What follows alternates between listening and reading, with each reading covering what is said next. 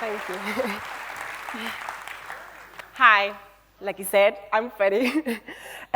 So, I'm a London-based, Parisian suburb born and raised, entrepreneur, originally from Cameroon, but really and simply, I'm Freddie. If I have to think about utopia, I want to think about this one thing that I've been struggling with all my life. And if I think about this thing, for me, is being. And I get it, life is hard, but it's not what I mean. The problem I've had for so long was with the feeling of life. So up until recently, it's been really, really difficult for me to live in my skin. It always seemed like whatever I was doing, I was never happy with it. Like if I have to picture that image, for me, it seemed like in my head I had this massive organization, this big building, they are the government, and the leader at the top is me. But our main enemy and our main target, that person who annoys us the most, is Freddie as well. And I know I might sound quite dramatic when I say that, but I also know that a lot of you right now can relate. Because at the same time, I've also always felt like there was more than one person in this head. There's definitely more than one Freddie. But at the time, it felt very unbearable many times. There's so many times where I didn't know if I was going to make it to the next day. You know, when you feel like you have all of these people in your head and they're just doing different things, saying different things, they don't make sense, they don't get along.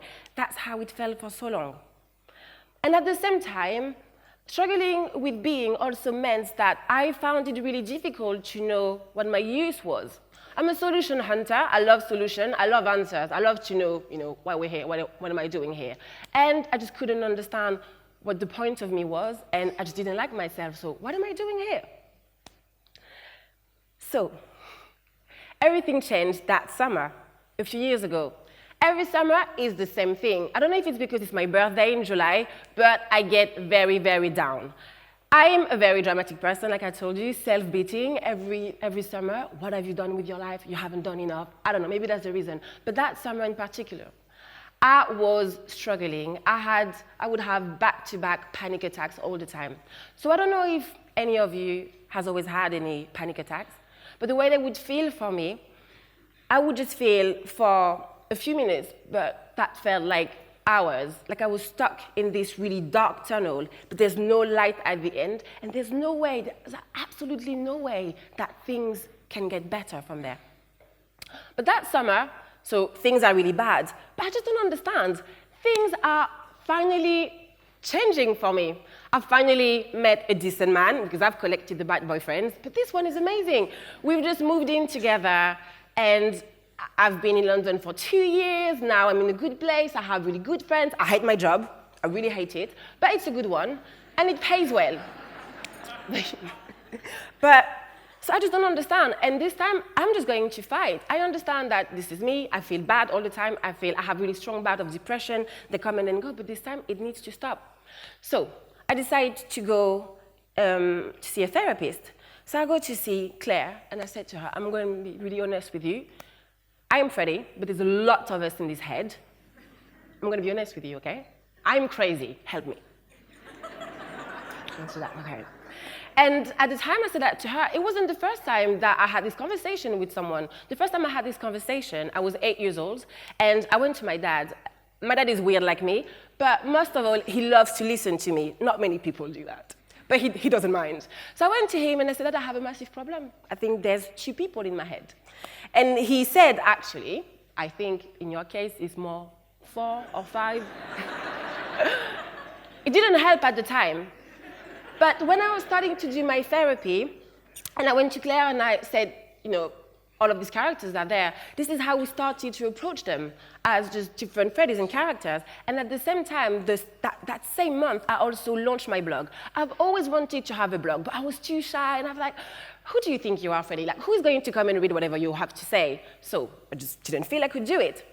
The thing is, where I'm from, no one calls me Freddie. My name is Frédéric. They call me Fred in France, but it doesn't work here, apparently, so Freddie works better.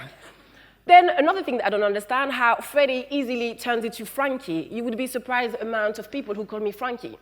So Frankie became that joke. Frankie is my alter ego. So when I launched my blog, it was called I Go by Frankie, because Frankie is fearless. She's fun, nothing like Freddie. But having that therapy and doing the blog at the same time, because I was exploring all of those different characters and finally giving them that chance by doing therapy, you know what? Actually, I don't know you.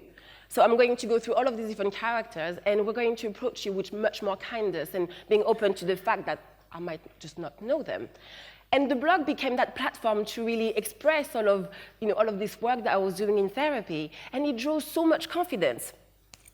Fast forward a few years later, like now we have a community of over 140,000 people across social media. And I also run these workshops. They're called She Unleashed, because like I told you, I feel like we're made of all of these characters, and I really love to work with women and just give them that approach that maybe you just don't know. And when she unleashes these characters, she becomes unleashed and confident. Because I think the problem that I've struggled with this whole time was those boxes. We have such few little boxes to play with. Like, no one can exist in these boxes that we have, society. But when we say society, who is society? People. It's us. But there are so many things that are sprung on us throughout life, and then we just end up with this mess. I can tell you how it went for me. I'm a child. So before I'm 10 years old, I'm fine, like life is good. My only idea of blackness is that I have this edible-looking skin, looks like chocolate. I love it. I go to private school at the age of 10, and when I arrived there, so private school, definitely a gap in the diversity. And this is when I realized that I'm black, when the first person asked me, does the water go brown when you have a shower?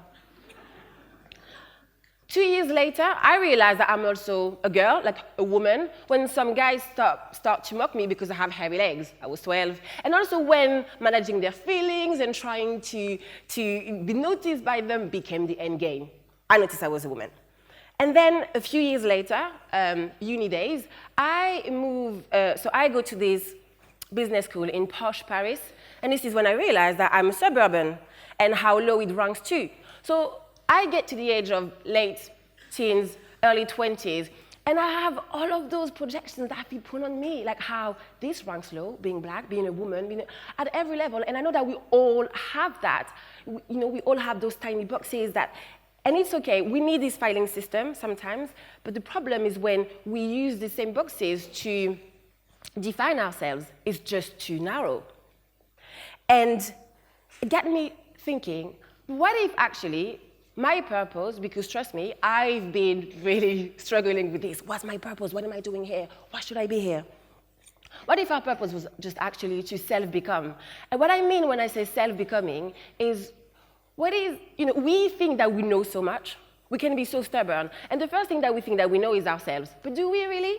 Because I feel like when I started to approach myself, giving myself the benefit out of doubt, I might not know you, things got so much easier. So maybe that's what our purpose is, to self-become. And when you think about it, it can make sense. We are animals. We live in this ecosystem. We depend on it to continue to exist. And existing is what we do.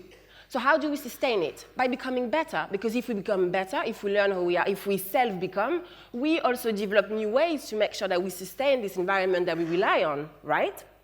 So when you think about it, so maybe we've been doing things the wrong way this whole time then. Because many of us struggle, really find it hard to feel like we are individually of any use, but we are this tool, actually, which our system depends on. And we've been doing things the wrong way this whole time. I mean, look at the state of the world. We've been focusing on races, on gender, on faith, on sexuality. You look at the wars, the leaders that we have, that's where they've been focusing on. And it led all of us to be either really insecure, unhappy with ourselves, but we can't sustain our environment if we do that. And it's not how we start off, is it? I have a 10-month-old son, and I see it in him. There's nothing that can stop him.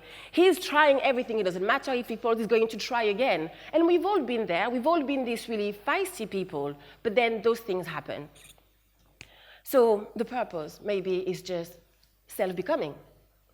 And if you really decide to approach yourself as these canvas of characters that you might not know and that you want to explore because this is what you are supposed to do, to become, and just find out who you are, then you realize that the first thing that you need is confidence.